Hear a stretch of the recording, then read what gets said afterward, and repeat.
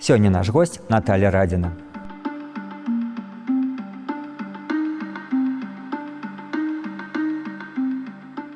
Наталья, добрый день. Добрый день. Наталья Радина, галоўны рэдактар «Харты 97». Наталья нарадзілася ў горадзе Кобрын Берасцейскай вобласці. Скончыла факультэт журналістыкі БДУ, працавала ў незалежных выданнях «Імя», «Народная воля», «Наша свабода». З 2001 году галоўны рэдактар сайту «Хартыі». Падчас сілавога разгону плошчы 19 снежня 2010 году Наталья была збітая, а на наступны дзень затрыманая і змешчаная ў следчы ізалятар КДБ, дзе правяла 1,5 месяца. Пасля вызвалення да суду Радзіна праз Расею пакінула Беларусь. Зараз жыве ў Варшаве, лаўрэат некалькіх беларускіх і міжнародных журналісцкіх прэміяў. Звычайна, у гэтай серыі мы гаворым пра 94 год, і фактычна першае пытанне, якое задаю людзям, кім вы былі ў 94 годзе, як вы ўспрынялі тады тыя выбары прэзідэнцкія, якія адбываліся. Вы все-таки тады былі яшчэ вельмі маладым чалавекам, але ўжо, напэўна, у вас былі ўжо нейкія палітычныя меркаванні, і вы нешта памятаеце сваё стаўленне да тых падзей, як іменно было?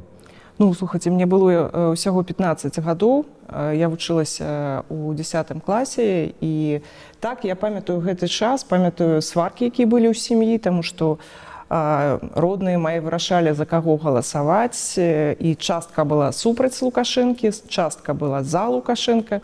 Я гэта памятаю, і памятаю, што казалі, што вось некаторыя казалі, што вось трэба выбіраць, бо ён малады, а іншыя адказвалі, ну вось лепш ужо выбіраць тых, хто пастарэйшыя, таму што яны яшчэ ўжо нахапалі ў сваім жыцці і, можа, будуць думаць пра краіну. А вось гэты малады, як прыйдзе, то вельмі цяжка потым будзе яго выгнаць з гэтай уладай. Ну вось і частка маіх родных, яны аказаліся правы.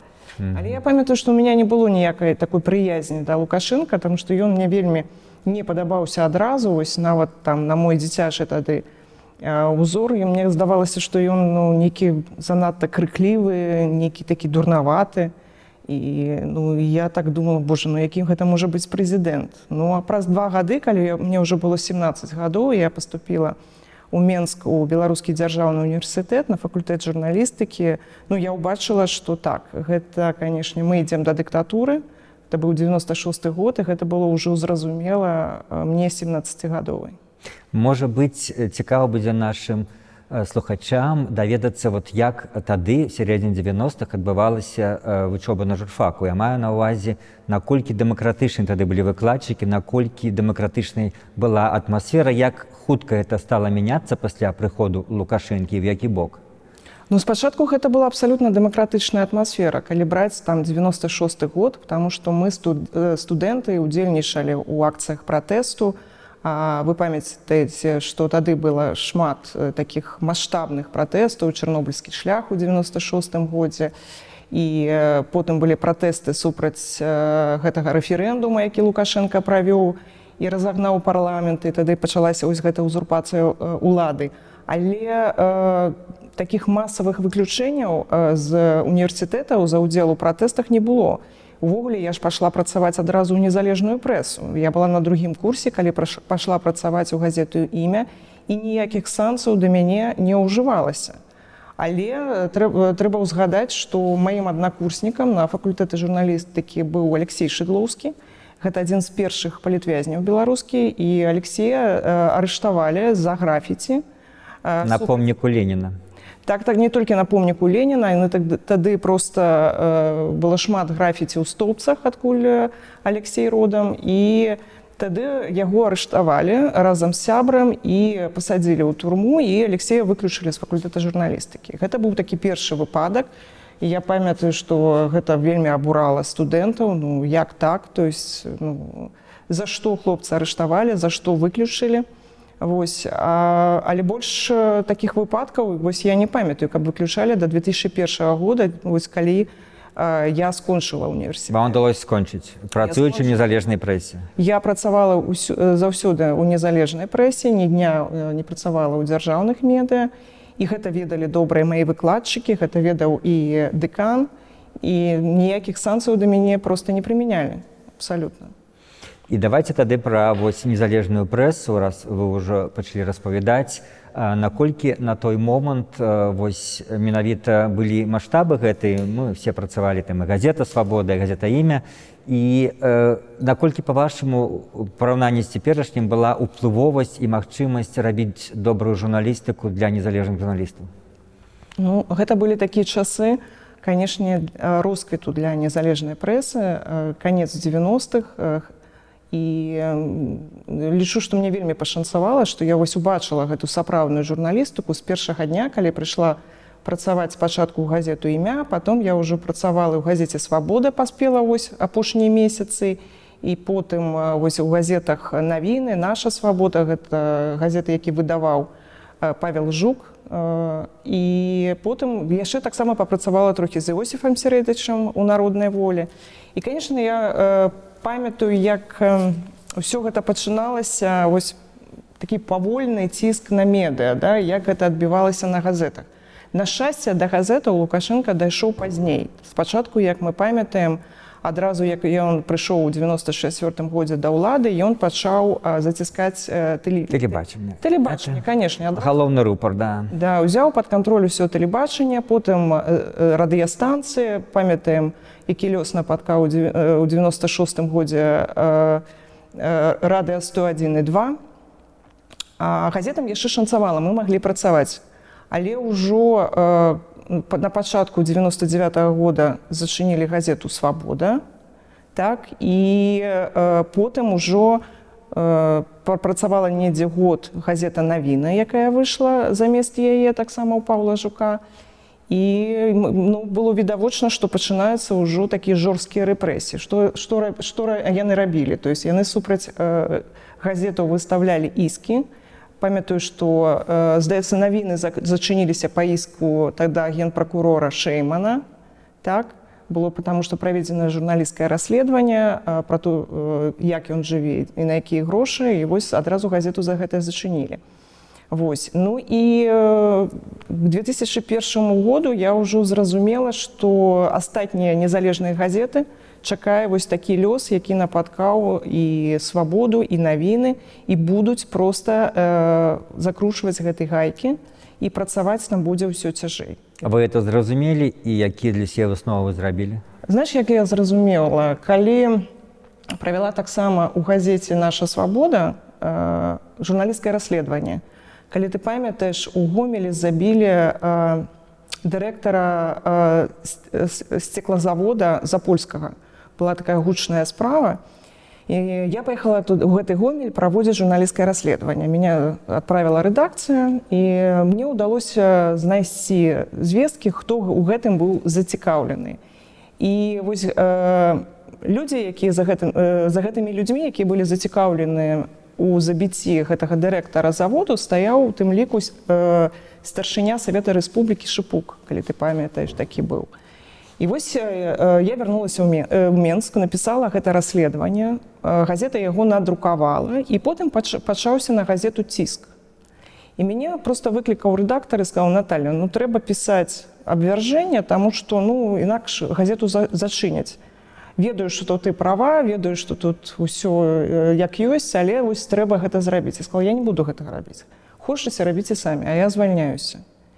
І ўсё, гэта стало для мяне вось такой апошняй кропкай. Я зразумела, што далей будзе вельмі цяжка працаваць і пісаць праўду. І тут, на шчасце, меня запрасіў Олег Бібенін, які быў заснавальнікам і галоўным рэдактарам сайта «Хартыя-97». Мы з ім пазнаёміліся яшчэ ў газеты «Імя». Вось маё першае месца працы. Олег тады там працаваў рэдактарам аддзелаў навінаў. Вось, Олег меня запрасіў у «Хартыю», і я поняла, што да, я пайду працаваць у інтэрнэт, таму што далей у газетах будзе ўсё цяжэй і цяжэй. І мела рацыю, таму што, як ты памятаеш, потым пачалі зачыняць усіх. І беларускую дзелавую адзін за адным. Так, і газету «Імя», і вось вельмі шмат газетаў тады зачынілі, а тыя, што засталіся, ўжо працавалі па іншых правілах. І вы казалі цікава, што росквіт журналістыкі быў у сярэдзіне, у канцы 90-х, пры тым, што ўжо з 96-го года ў Беларусі была аўтарытарная ўлада, фактычна дыктатура, калі Лукашенка зрабіў гэты пераварот канстытуцыйны, ўжо не было парламенту, не было падзелу ўладаў, Але был росквіт журналістыкі. Ці не знаходзіце гэта нейкім парадоксам? І з іншага боку, заўсёды цікава гэтыя параўнанні гістарычныя. Сённяшняй журналістыкай, інтэрнэт-журналістыкай, та журналістыка, як бы вы параўналі? Бо некаторыя лічаць, што там был залаты век, а вот зараз нешта не тое. А вы што скажаце? Ну, слухай, журналістыка ёсць і сёння. Мы ж усе працягваем працаваць. Вось сайту Хартыя 97 недавно споўнілася 25 гадоў. То есть мы працуем, і я ведаю, што гэта цікава беларусам, гляжу на статыстыку, мы самы папулярны незалежны сайт, і людзі чытаюць, не гледзячы на тое, што блакуюць сайты ў Беларусі незалежныя. Ведаю, што добрая наведвальнасць у іншых незалежных рэсурсаў. То есть, калі ты пішаш праўду, і ты людзям кажаш гэту праўду, то гэта заўсёды цікава. І, канешне, лягчэй было працаваць у 90-е, таму што рэжым яшчэ быў слабы, і ён так павольна заціскаў грамадства, заціскаў журналістыку. Канешне, мы тады маглі працаваць ўсё ж такі вольна ў сваёй краіне. А сёння мы ўсе вымушаны знаходзіцца за мяжой. І тут, конечно, ёсць і праблемы з гэтым звязаныя, але трэба працягваць сваю працу. То есть я шчаслівая, што проста медыа жывыя, журналісты ёсць, незалежныя, не гледзячы ні на што, таму што гэта ж таксама цяжкі выбар. Вось сёння я вырашыць для маладога чалавека, што я стану незалежным журналістам, таму што гэта адразу выклікае шмат праблемаў. То есть гэта ты будзеш заўсёды ў небяспецы, ты ведаеш, што там у цябе не будзе добрага заробку, таму што незалежныя медыа заўсёды працуюць там пры дэфіцыце сродкаў, так? Ты не зможаш працаваць у сваёй краіне, там твои родныя таксама будуць пад пагрозай. Ну, то есть гэта подзвіг для маладога чалавека сёння вось пайсці ў незалежную прэсу. Таму я цешуся, што ёсць гэтыя маладыя людзі, што мы працуем, працягваем сваю справу.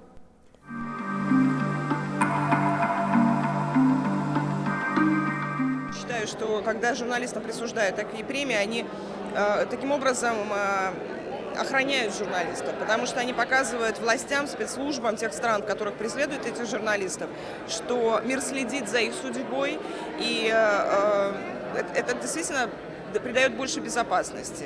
По большому счету, конечно, печально, что Беларусь находится среди стран, Пакистан, Бахрейн, Мексика, где нарушаются права человека, потому что это Беларусь, прежде всего, европейская страна, и чудовищно то, что мы находимся в списке стран, которые давным-давно замечены в нарушениях прав человека. Вспомните, якіх дагод, якая это прэмія? Гэта прэмія амерыканская камітэта за абароны журналістаў. Я ее атрымала пасля таго, як выйшла з турмы і змагла з'ехаць з Беларусі з вялікімі цяжкасцямі. І я памятаю, што, конечно, гэта была вялікая падтрымка, таму што, ну, конечно, я была вельмі стомленая пасля гэтага цяжкага і доўгага пабегу з Беларусі, які цягнуўся амаль год, 8 месяцаў, і, конечно, турма была вельмі такім цяжкім іспытам. І вось меня запрашаюць спачатку Вашынгтон, потым у Нью-Йорк, і вось уручаюць гэтую прэмію. Больш таго, арганізатары дазволілі мне ўзяць з сабой на ўручэнне гэтай прэміі аднаго чалавека. І я вырашыла, што я вазьму сваю маці, вось, якая, конечно, вельмі пакутавала, калі я сидзела ў турме. Яна там і стаяла ў гэтых чэргах, каб мне нешта перадаць, і вельмі там баялася за мяне. І вось, каб яе там таксама ўдзячыць, я ее взяла з сабой, мама ўпершыні, там она сама з Кобрыня, ніколі не выязджала далёк, а тут сама Амерыка. І вось я вось узгадываю гэты час, вось як яшчэ такая магчымасць зрабіць шчаслівай сваю маці, то што я ее змагла вывезці туды.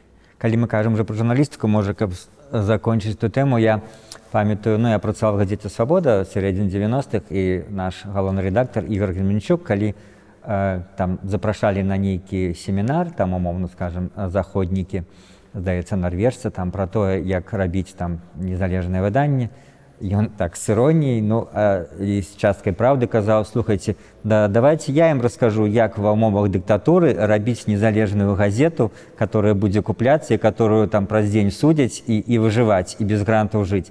В гэтым сэнсе, сапраўды, можа быць, беларуская журналістыка трошкі в іншых умовах існуе, чым заходняя, і в іншых умовах выжывае і праяўляе свой прафесіяналізм. Ну, гэта так і ёсць. Гэта так і ёсць, потому что я тут пагаджуся абсалютна з Ігарам Герменчуком, тому што ну, мы працавалі ў самых цяжкіх умовах на самой справе. І ў падполі, бо хартыя, напрыклад, ніколі не была зарэгістраваная. І колькі мы змянілі гэтых кватэраў, колькі у нас было обшукаў, пагромаў у рэдакцыях. І вось гэтыя журналісты ж хартыя заўсёды былі на ўсіх дэманстрацыях пратэстаў, на ўсіх акцыях пратэстаў. І таксама затрымліваліся, і я затрымлівалась. І гэта заўсёды таксама небяспека і пагроза, але там пасля кожнай акцыі ты ўсё роўна там бежыш у рэдакцыю і пішаш, распавядаеш, што ты бачыш. Вось. І былі часы, калі у нас увогуле не было ніякіх грошаў. І проста вось, але ўсё роўна працавалі там без заробку, там нават мізэрнага.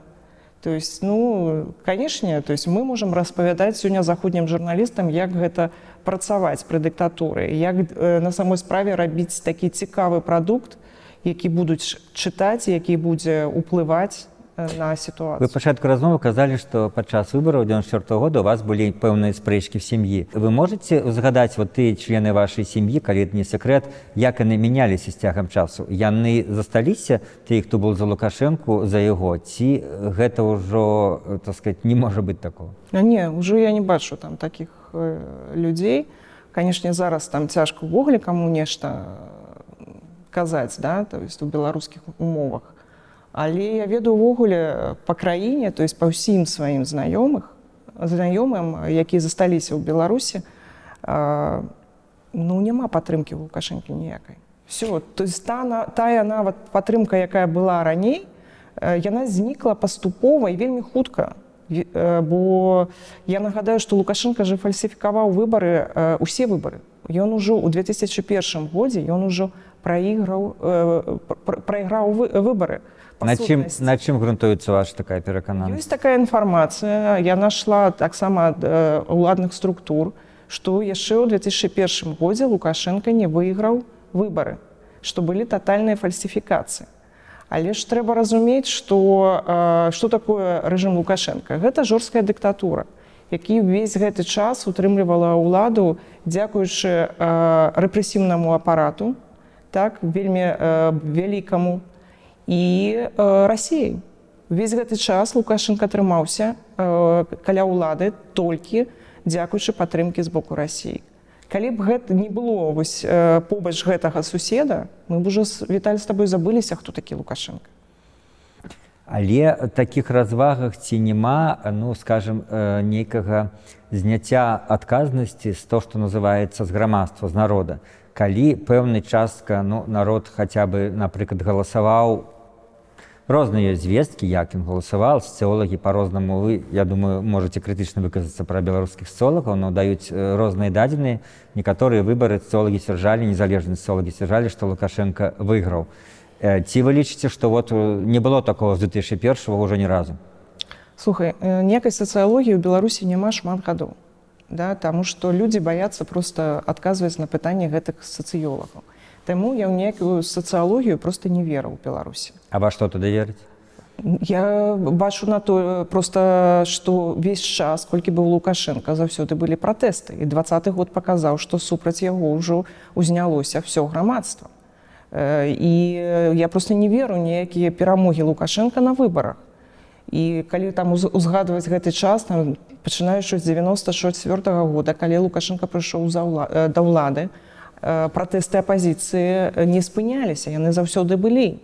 І ўзгадай гэтыя акцыі не толькі там 96-го года, да, там маршы свабоды 99-й, 2000 год, плошчы, якія былі амаль пасля кожных выбараў прэзідэнцкіх, і плошча 2006 года, і грамадная плошча 2010. Ну, апаненты могуць сказаць, што на этой плошчы выходзіла некалькі дзесяткаў тысяч чалавек максімум. Гэта ад 10 мільёнаў Беларусі не так шмат.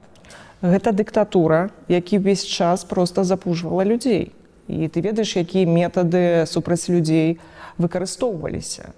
І тыя ж самыя медыа, якія былі зачынены амаль адразу, і калі ўжо там пра газеты, то 2003 года ўжо пачалася іншая праца незалежных медыа. Так, ды паглядзі, які ціск быў на палітычныя партыі, на грамадскія арганізацыі, колькі людзей саджалі ў турмы. То есть ціск быў велізарны, то есть просто трэба разумець і не параўноўваць Беларусь, напрыклад, там з Украіны, дзе ніколі не было дыктатуры такой, як у Беларусі. Там все ж таки была нейкая гульня, то есть і алігархаў, да, і буйнога бізнесу, і все ж таки палітычныя эліты былі больш самастойныя, хаця, канешне, там уплыў Расіі быў вялікі. А ў Беларусі вось гэты ўплыў Расіі быў татальны, і вось персаніфікаваная такая дыктатура Лукашенка, які проста душыў усё вольнае, што было ў краіне. То бок вы лічыце, што масавай падтрымкі маецца на ўвазе большасці. Его не было ўжо не толькі ў 20-м, што стало всім відавочным, а і раней, і в 6-м, і 10-м, і 15-м. Упэўненая. Выбары все фальсіфікаваліся, людзей запужвалі, конечно. Гэта ўсё адбывалася. І ўсё ж такі знаходзілася значная частка грамадства, якая, не гледзячы на гэтыя рэпрэсіі, яна ўсё роўна выходзіла і адкрыта пратэставала. І таму вось 2020 год ён адбыўся дзякуючы таму, што вось гэта вось нескораная частка беларускай апазіцыі, яна працягвала выходзіць на вуліцы, працягвала казаць, што няма іншага выйсця, акрамя таго, как праз вуліцу змяніць уладу ў Беларусі, таму што вы бачыце, што выбары Лукашенко фальсіфікуе. І вось я лічу, што 2020 год гэта вось, собственно, такое здзейсненне мараў нашых. Гэта вось тое кажа пра тым, што наша ўся праца, і нас з табой, Віталь, таксама як журналістаў незалежных, гэта вось яна адбылася. Другая справа, да, што ўсё ж такі вось гэта падтрымка Расіі, яна і ў гэты раз яна дазволіла Лукашенко застацца ва ўладзе.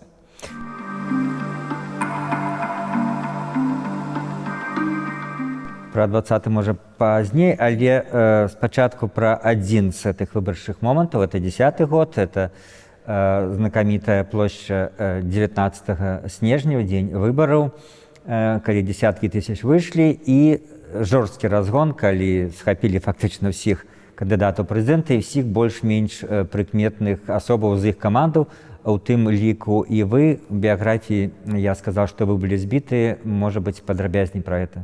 Як все адбывалася?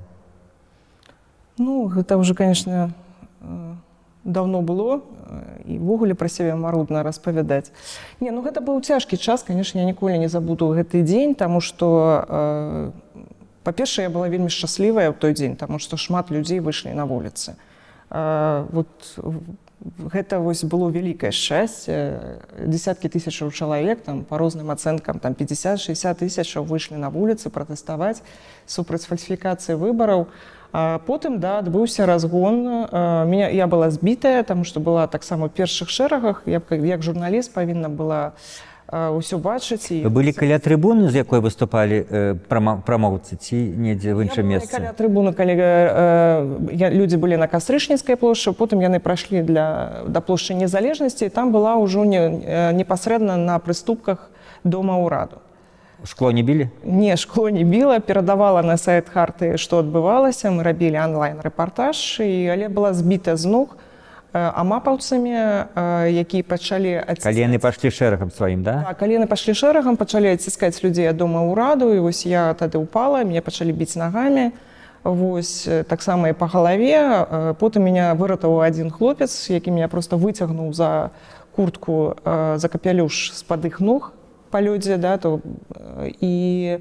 але я адчувала сябе дрэнна, і мяне проста вывелі з плошчы, і там хуткую дапамогу нехта смог астанавіць на дарозе, і хацелі мяне весці ўжо да хуткай, але я проста паглядзела назад, вось я помню гэты момант, і ўбачыла, што прыехалі новыя сілы, там амапаўцы, унутраныя войскі, і пачалі людзей масава ўжо ўсіх арыштоўваць і зачышаць плошчу. І я зразумела, што я не магу зараз пайсці там некую хутку, ехаць у некую лекарню, што трэба ісці да рэдакцыі і пісаць аб тым, што адбываецца. Я вярнулася ў рэдакцыю. Вось, і яшчэ паспела папрацаваць разам з журналістамі недзе да 3 гадзін ночы, а потым ужо да нас уварваліся, узламалі дзверы. Вось, гэта былі людзі у балаклавах з аўтаматамі, і кіраваў імі супрацоўнік КДБ. Вось, і нас усіх арыштавалі, Посадили ў аўтобус, меня адвезлі адразу у КДБ, а моих журналістаў то адвезлі по райаддзелам міліцыі, і там яны ўжо атрымлівалі па 15. Вы як больш важная персона адразу в КДБ? Да, меня адразу ў КДБ, да. І там я памятаю, што ноч мяне дапытвалі, потым кінулі ўжо камеру, і я там ужо засталась. А што дапытвалі? Ну, все, дапытвалі, што я там рабіла. Ну, хацелі вас зрабіць арганізатарам пераварота? Ну, канешне, таму што праз 10 дзён мне прад'явілі ўжо афіцыйнае абвінавачванне ў арганізацыі масавых беспарадкаў, то есть мне тады грозіла до 15 гадоў турмы.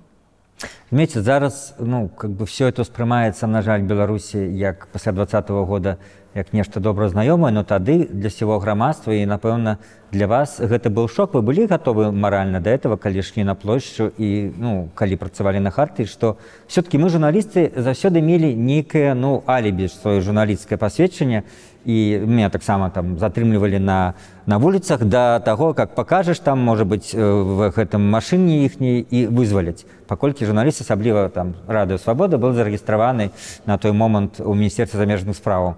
Ці вы, працуючы на Хартыі, адчувалі, што все-таки з вами нема такога, скажем, даху законнага, і з вами можа адбыцца ў любы момант такое? Ну, у меня не было шока. Я рыхтавалася да турмы, я ведала, што гэта можа адбыцца ў гэтай краіне.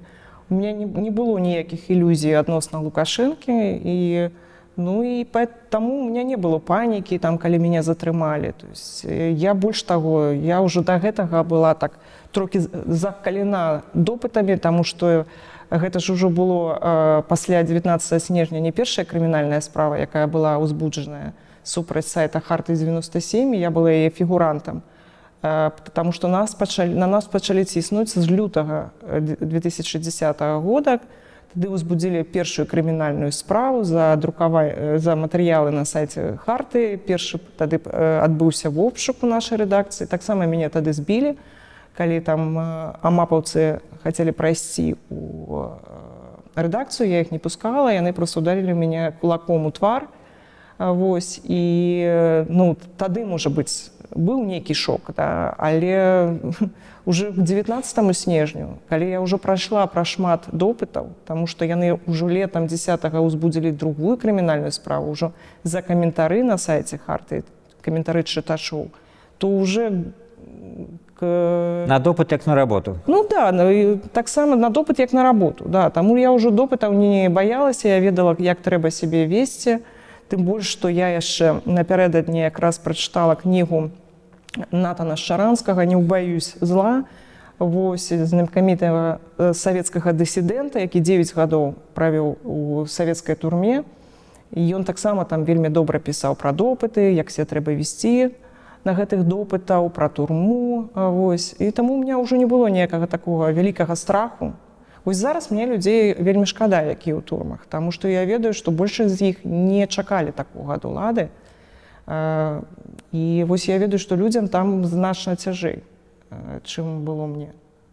Вы сядзелі, і потым адбылася такая даволі дэтэктыўная історыя, яказ вас выпусцілі там да суду, і вы уцеклі з Беларусі. Давайте яе вспомнім, я думаю, гэта цікава, і мала хто памятае. Ой, гэта было вельмі цяжка на самой справе. Зараз, калі я ось... Чаму вас выпусцілі?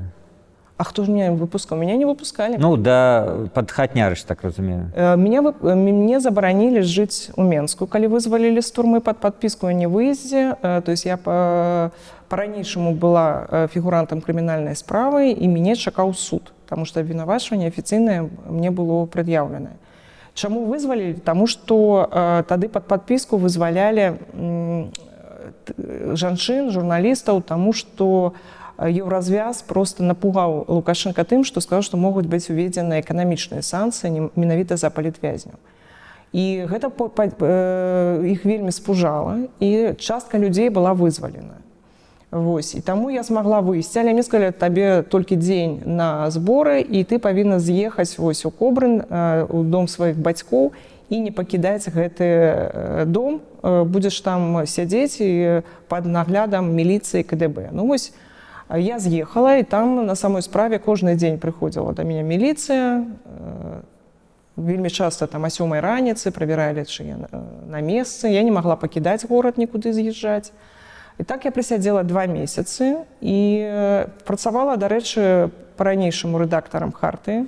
То есть я калі выйшла з турмы, то есть я яшчэ сказала КДБшніку, які там апошнія мне нейкі там бумагі выдаваў, што мейце на ўвазе, што я буду працягваць працаваць. Вось, і я выйшла, працягвала працаваць і проста зразумела, што на вельмі цікавых умовах мне прапануецца заставацца на свабодзе. Таму што калі я пачала распавядаць журналістам і пісаць на сайце пра тое, што адбывалася ў турме КДБ, а супраць палітвязняў, супраць мяне асабіста яны ўжывалі пыткі, катаванні, то адразу на мяне пачынаўся ціск. То есть дадому прыязджала паліцэйская машына, меня забіралі, везлі ў мясцовае КДБ і там ужо пагражалі, што калі ты будзеш радзіна пісаць пра умовы ўтрымання ў СІЗО КДБ, то мы цябе вернем абратна. Да? Другая тэма, якая таксама ім не падабалася, за што таксама меня забіралі і прывозілі ў гэты КДБ, была тэма эканамічных санкцыяў, таму што я пісала і казала таксама ў інтэрв'ю іншым медыа, што адзіны ціск, які ось трэба на самой справе аказваць на рэжым Лукашенка, гэта эканамічны. І што ён страшэнна баіцца эканамічных санкцыяў. І калі яны будуць уведзены, тады ёсць магчымасць, што ўсё ж такі палітвязняў паціху пачнуць выдаваць. Вось, дарэчы, тут я тебе скажу такую рэч. Сёння эканамічных санкцыяў за палітвязняў супраць рэжыму Лукашенка не ўведзена. Тыя санкцыі, што мы маем, яны за што? За пасадку самалёта, за міграцыйны крызіс і за вайну ва ўкраіне. А за палітвязняў не. Таму нават і размоў сёння з рэжымам Лукашенка няма на гэтую тэму. А калі б гэтыя эканамічныя санкцыі былі ўведзены, то я думаю, што была б тэма нават размоваў з Лукашенка па вызваленню людзей. Ну, гэта такі важны істотны момант, мне здаецца. Вось, і калі я так вот 2 месяцы прасядзела і зразумела, што яны хочуць цэнзураваць сайт, да, мне прапаноўвалася не адзін раз падпісаць бумагі о супрацоўніцтве з КДБ.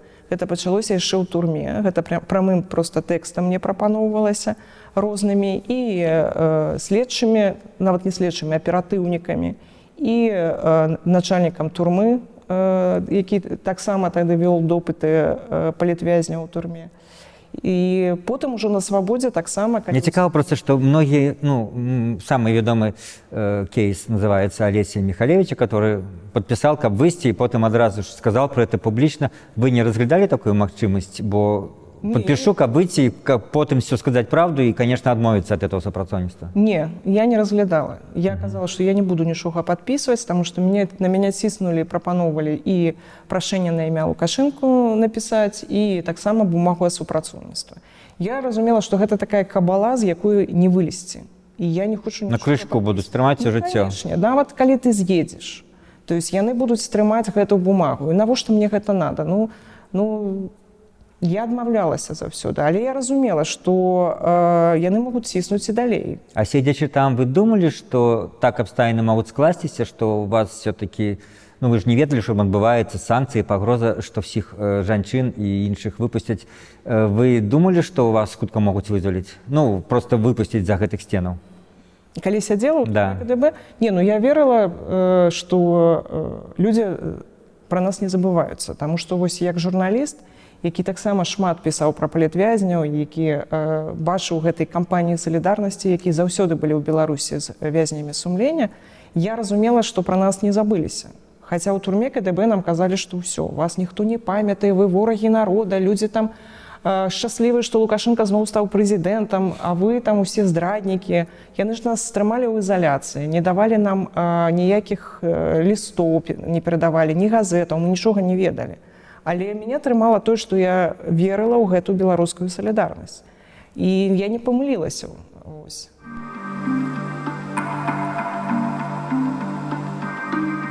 Музей КГБ в Вильнюсе Наталья вспоминает 15 декабря прошлого года.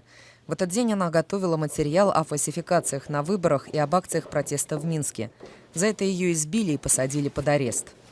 Я не могу говорить просто потому, что вы меня привели в такое место.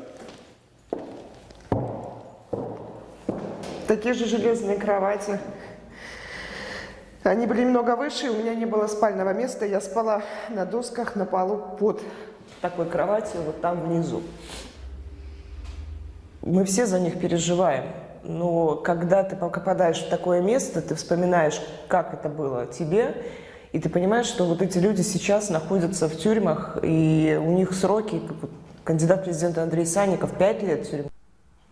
Вы толькі што ўжылі слова катаванне, калі казалі пра сваё знаходжанне ў турме, калі гэта маральна для вас не вельмі цяжка, вы маглі б патлумачыць, што это канкрэтна азначала? Не, ну, гэта ўжо і поўная изоляция, про которую я казала, и то, что постоянный шантаж, ціск. Ну, у меня увогуле были такие бытовые умовы, что не было там и туалета ў камеры, не было спальнага месца, трэба было спаць на падлозе, аж гэта была на такіх дошках, а гэта ж была зіма. Вось, я хварэла ўвесь час, потым, ну, пасля збіцця на плошчы мне не дазволілі нават зрабіць там нейкае абследаванне, хаця мне было дрэнна, і вымушаныя былі адзін раз выклікаць нават хуткую, але лекарам забаранілі мяне везці ў бальніцу. Я вось засталася ў такім стане ў турме. Ну, з-за таго, што не было магчымасці, нават мне забаранілі выводзіць мяне да туалету. Былі праблемы са здароўем вялікія, потому што я перастала проста піць ваду. Вось. Ну, допыты былі такія па 4 разы, па 5 раз на дзень. Маглі ўжо пасля 22, калі ўжо адбой, і мы павінны былі ўжо класціся спаць, і нельга было нават сидзець у камеры, то есть маглі мяне яшчэ выклікаць на начны допыт. Вось. Ну, рознае было, цяжка было. І, канешне, гэты шантаж, гэты ціск, вось калі патрабавалі падпісваць бумагі о супрацоўніцтве з КДБ, яны ж мне казалі, што там мы зробім усё, каб у цябе не было дзяцей, да? То есть будуць такія умовы. Вось, і сидзець ты будешь 5 гадоў не менш. Ну, всякое было, там, і пра родных казалі, да, што маці твоя памрэ, вот, ты ее не бачыш, а яна ў такім цяжкім стане тут стаіць пад турмой КДБ. Ну, все гэта, конечно, было цяжка. І мы трошки сышлі з вашего рассказу про абставіны уцёкаў з Кобрына. Ну, тады вось праз 2 месяцы, калі я зразумела, што ну, не дадуць яны мне працаваць, да, то есть будуць шукаць іншыя такія рычагі, да, то есть ціснуць, каб змусіць супрацоўнічаць, я зразумела, што трэба проста з'язджаць, што, ну, няма іншага выпадку і няма іншага выбару, да, і тады вось сазрэў такі план, дзякуючы маім сябрам, вось паспрабаваць з'ехаць, калі мяне наступным разам выклічуць на допыт. І меня выклікалі ў Менск на допыт якраз у канцы сакавіка і дазволілі мне пакінуць Кобрын, сказалі, што, ну, можаце вось там сесть на цягнік і прыехаць у Менск на допыт, все.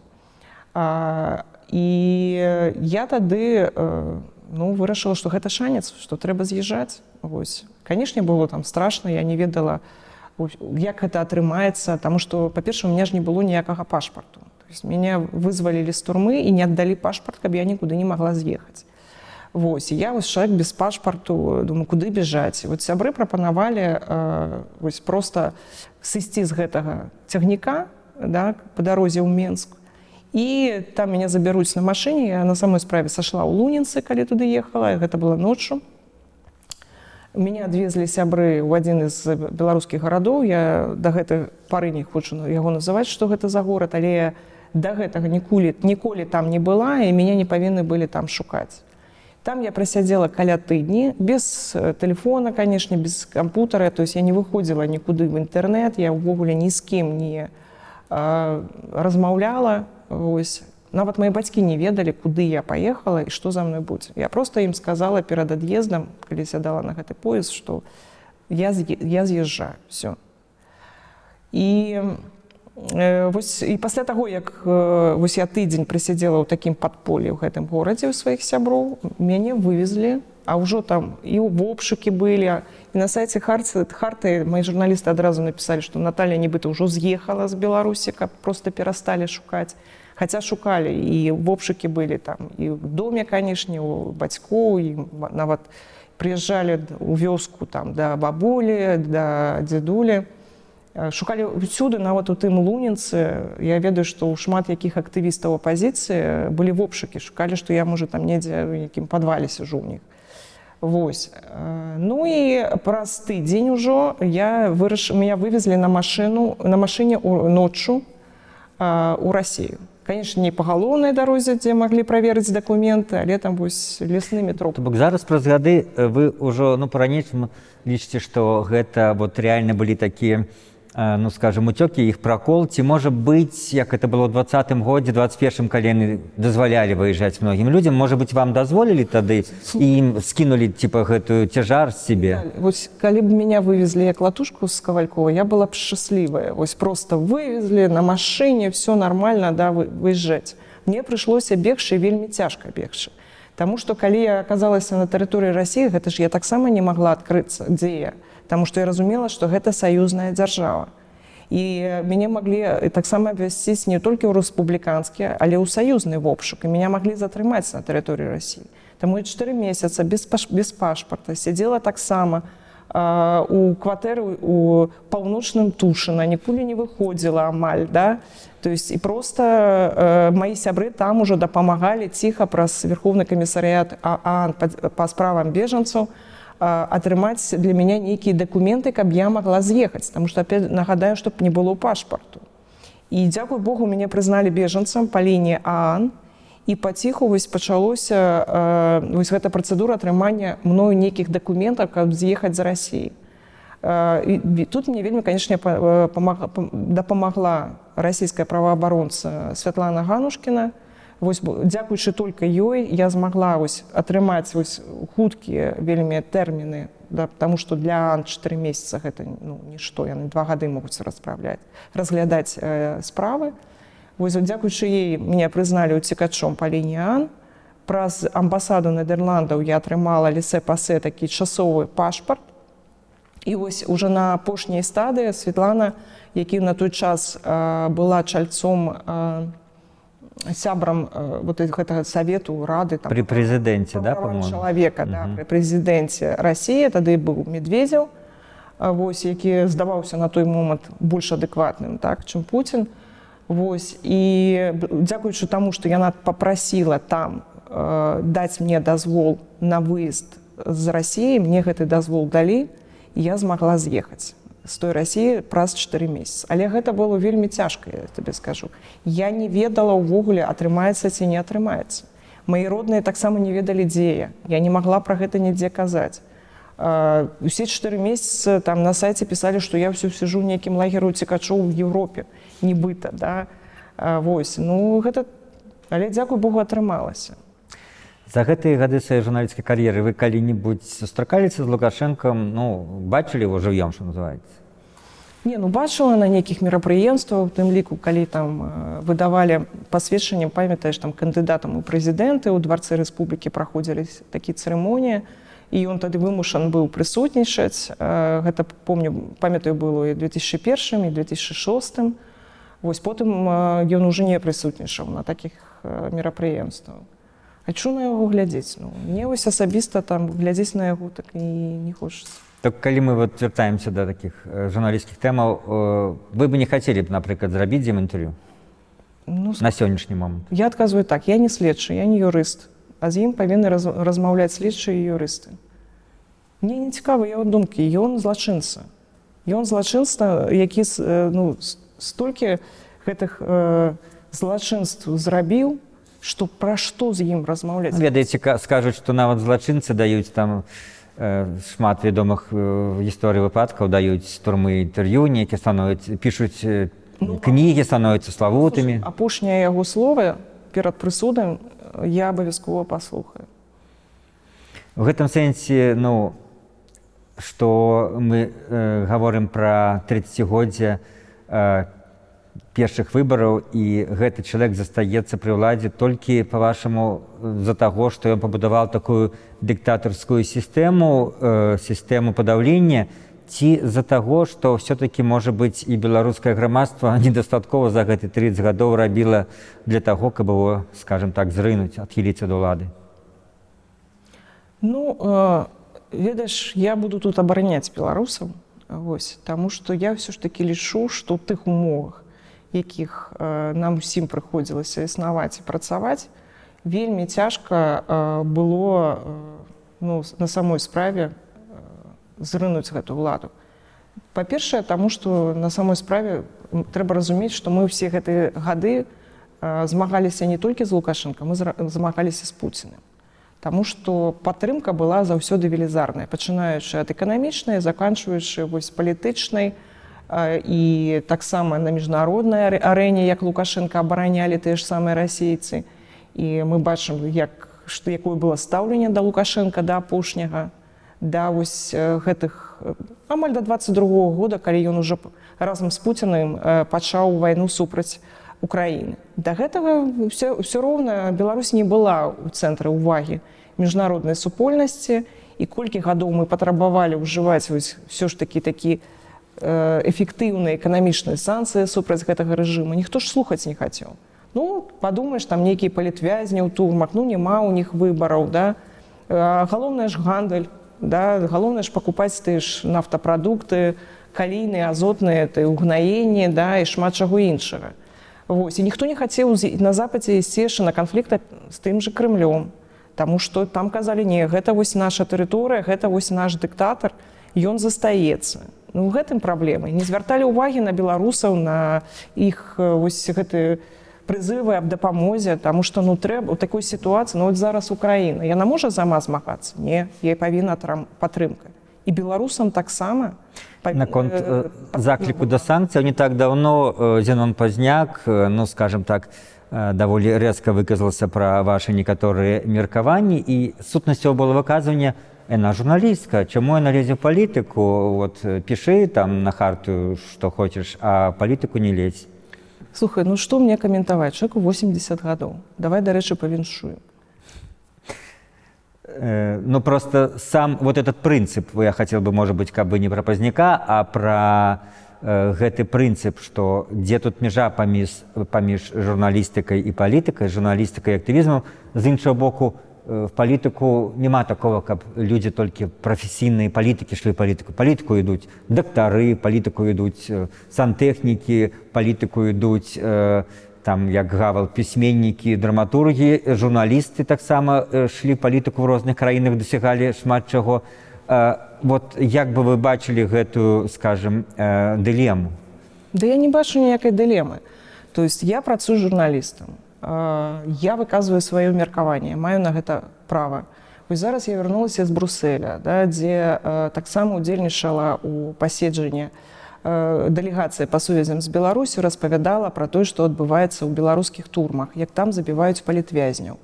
Як і журналіст я падрыхтавала вялікі даклад, дзе пералічыла ўсе выпадкі забойстваў палітвязня ў турмах, казала пра катастрафічны стан іншых палітвязняў.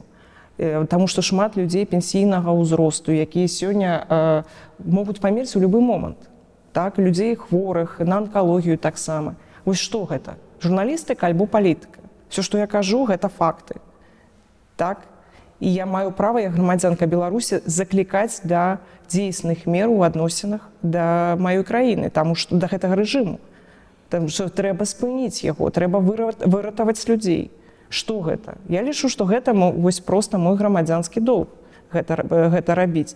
І мне абсалютна ўсё роўна, як вы гэта назавеце, журналістыкай, палітыкай, актывізмам. Як грамадзянка сваёй краіны я павінна змагацца за сваю краіну і за сваіх людзей. Некаторыя скажуць, што задаць журналістаў даць слова нейкім іншым людзям, палітыкам, которые могуць это заявіць, а не заяўляць гэта самім. Я лічу, што я магу заяўляць сама. Вось і все.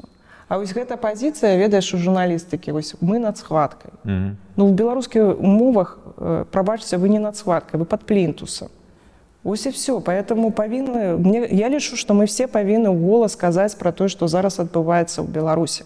Таму што адбываецца жах, проста жах, і трэба выратоўваць людзей. Все, гэта, як тут маўчаць в гэтай сітуацыі? А як вы ставіце тых аргументаў, які таксама, напэўна, вам не раз даводзілася чуць в жыцці, што хартыя, як вымушаная была даўно, не пасля 20-го года, даволі даўно, вы там з 11-го года працаваць за межы, неяк страціла сувязь з рэальнасцю беларускай. Радыё Свабода страціла сувязь з рэальнасцю. Но мы до 20-го былі в Беларусі, яшчэ до 21-го. У меня таксама былі журналісты, які працавалі ў Беларусі падпольна, просто я пра гэта не казала. Ты не страціш ніякай сувязі з людзьмі, калі ты заўсёды з гэтымі людзьмі. Таму што, акрамя таго, што ёсць людзі, якія перадаюць інфармацыю, былі до 20-го года, больш за тое, ты сёння можаш размаўляць з людзьмі. Гэта ж не сітуацыя савецкіх часоў, калі ты з'ехаў і ўсё, там раз у год нейкі ліст можаш атрымаць. Тут сітуацыя, калі ты кожны дзень праз сродкі сувязі, праз інтэрнэт размаўляеш з вялікай колькасцю людзей. Таму зараз зачыніць Беларусь у Лукашэнкі не атрымаецца. Мы ўсё роўна ведаем, што там адбываецца. Нават ва ўмовах вайны і фактычнай акупацыі расійскімі войскамі. Узгадай, як пачалася вайна, колькі было інфармацыі пра тое, што адбываецца, колькі тэхнікі ідзе ў Беларусь, колькі вайскоўцаў. Мы ўсё гэта ведалі, як журналісты. Будзем ведаць далей. У яго не атрымаецца зачыніць краіну.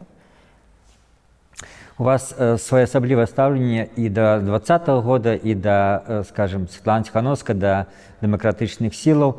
Па-вашаму, чаго не хапіла ў 20-м годзе? Як вы ставіцеся да таго, што так ці іначай давядзецца звяртацца да варыянта сілавога? Слухай, па-першае, я скажу, што ніхто сёння не можа назваць нейкі сцэнар, як можа быць вызваленая Беларусь.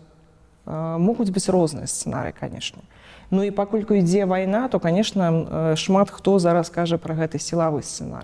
Але ніхто не можа дакладна сказаць, як гэта будзе адбывацца. Сёння все слухалі там Лукашенка. Ён казаў, што будзе вызваленне Беларусі вайскамі НАТО. Можа, ён нешта больш ведае, мае рацыю.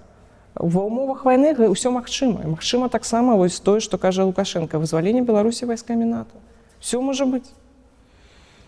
А які варыянт вы бы лічылі самым правільным? Бо некаторыя кажуць, што сілавы варыянт прывядзе да грамадзянскай вайны ці там да прыходу хунты да ўлады.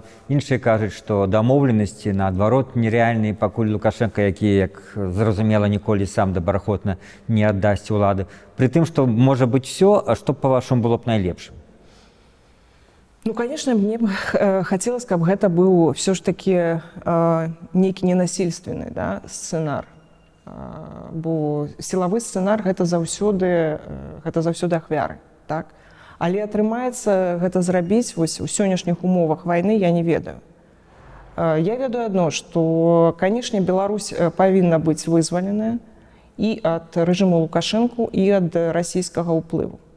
І другая рэч, яна вельмі важная, таму што калі мы не выйдзем з-пад гэтага ўплыву Расіі, мы ніколі не будзем жыць у дэмакратычнай краіне. Таму наш беларускі шлях – гэта шлях у Еўропу.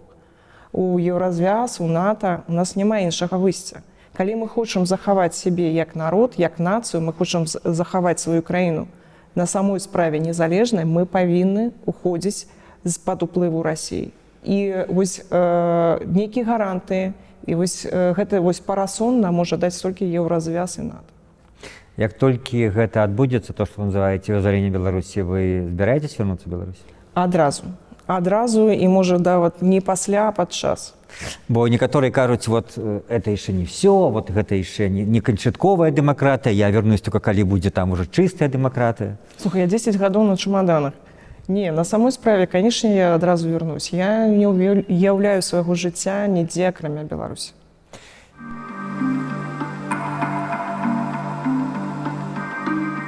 За гэтыя 30 гадоў як змянілася беларускае грамадства, ці вывучыла яно урокі, як бы вы ацэнілі гэты шлях, бо некаторыя кажуць, што яны страчаныя гады. І давайте скажем правду, мы іх страцілі для Беларусі, для гісторыі, все стало толькі горш. Некаторыя кажуць пра тое, як грамадства змянілася і вырасла. Ваше разуменне? Канешне, грамадства змянілася. І мне здаецца, што зараз вельмі важна працягваць аналізаваць. аналізаваць, як мы апынуліся вось у такой кропкі, як зараз, да? Як мы маглі вось, дапусціць дыктатуру на 30 гадоў. Вось гэта пытанне кожны беларус павінен адказаць себе сам. Таму што хтосьці скажа, там, я рабіў все магчымае, да? Я працаваў там незалежным журналістам, я рабіў все, што мог. Хтосьці скажа, я заўсёды был у апазіцыі і рабіў все, што мог у этой сітуацыі. Хтось ужо нічога не скажа, таму што ён памёр проста за гэтыя часы, да? Але таксама змагаўся з гэтым рэжымам. А хтосьці, ну, прабачце, працаваў на гэты рэжым, нешта там хацеў разглядзець у гэтым рэжыме, да, для сябе. Хтосьці не звяртаў на яго увагу, зарабляў грошы, не думаў пра краіну. І вось трэба працягваць гэта аналізаваць. Як так атрымалася, што Лукашенко трымаўся так доўга. Таму што калі мы зразумеем, што гэта на самой справе было вялікай памылкай, да, вось, дапусціць гэту дыктатуру ў Беларусі. Нават калі мы кажам, што былі так аб'ектыўныя умовы, там, падтрымка там, Расіі, да, усё ж такі трэба задаваць себе пытанне.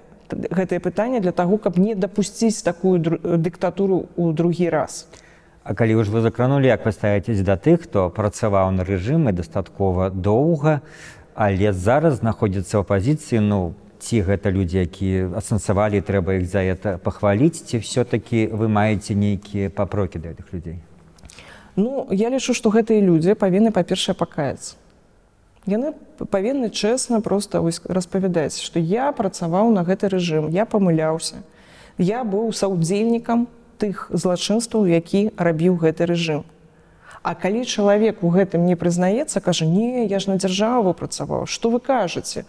Гэта ж не я там казаў, што няма ў Беларусі палітвязняў, што не трэба санкцыі ўводзіць, таму што быў там спачатку там паслом у адной краіне, потом амбасадарам у другой краіне. Пра каго это вы цікава? Ну, я пра Паўла Латушку, ну, напрыклад. Альбо Александр Азараў, да, які працаваў у Губопіке, і мы ведаем, што працаваў вельмі жорстка з некаторымі катэгорыямі беларускіх грамадзянаў, таму што ёсць сведчанні і ад беларускіх добраахвотнікаў, якіх ён прэсаваў, і ад родных гэтых добраахвотнікаў, і ад футбольных фанатаў, якімі ён таксама займаўся. А зараз ён лезе ў палітыку таксама лідар апазіцыі. Што гэта такое?